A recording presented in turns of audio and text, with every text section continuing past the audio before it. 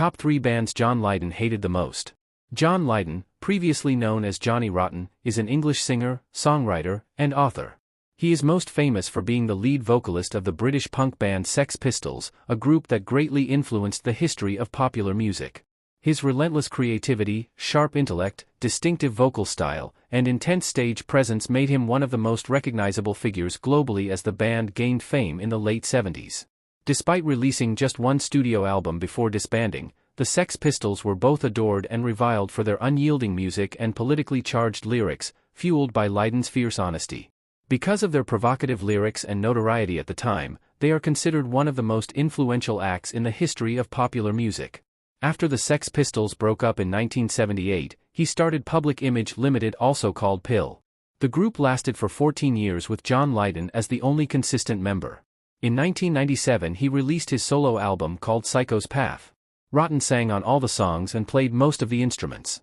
Rotten has garnered both acclaim and criticism from fans for his views on other musicians and their work. He has also been notably harsh in his critiques of several bands. Here are 3 bands John Lydon hated the most. Green Day. Sex Pistols punk legend John Lydon has blasted Green Day, stating that the influential band are embarrassing when it comes to keeping the spirit of punk alive. It's embarrassing. There are so many bands like Green Day now. When I see them, I can't help but laugh. They're just imitators, a dull version of something that isn't truly theirs. They always were punk in name only. Very calculated band that knew how to make a dollar. In an interview with New York Times, Rotten questioned Green Day's punk credibility. I look at them, and I just have to laugh. They're coat hangers, you know. A turgid version of something that doesn't actually belong to them. However, Lydon's qualms are with more than just attachments to certain periods in history, and regardless of Green Day's more political material, he argues, punk wanted to maintain the cliché and the uniformity that it didn't deserve. And I wanted to do new and different things, which is, to my mind, what punk is all about. Do it yourself, which means be true to yourself. Essentially, Rotten thinks real punk is only whatever he defines it as, and a scene that celebrated its heyday when he was leading it. The Clash.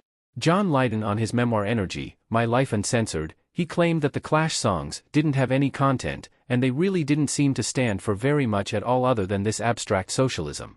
Rotten also claimed that the Clash had nothing to offer, character development-wise. Speaking of Strummer directly, he continued, he began to lack a sense of humor about himself.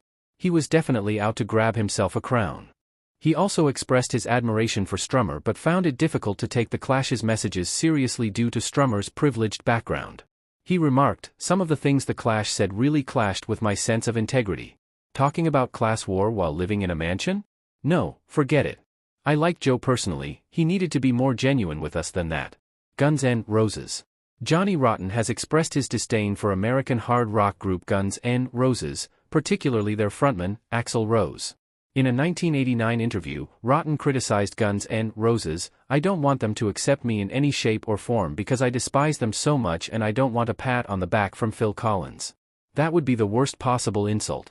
I don't want to be rubbing shoulders with Guns N' Roses at some Rock and Roll Hall of Fame award ceremony, congratulating each other. In another conversation in the 1990s, during which he also criticized Courtney Love, Rotten said, from the very beginning, rock and roll has been about authenticity. Apparently, I've invited a lot of people here tonight who didn't show up, and there's only one reason why they won't speak to me directly. Axl Rose, his mediocre excuse for not talking to me is that he's in the studio recording. This is a man who claims to love my singing style. You're a fraud, and I'm underwhelmed.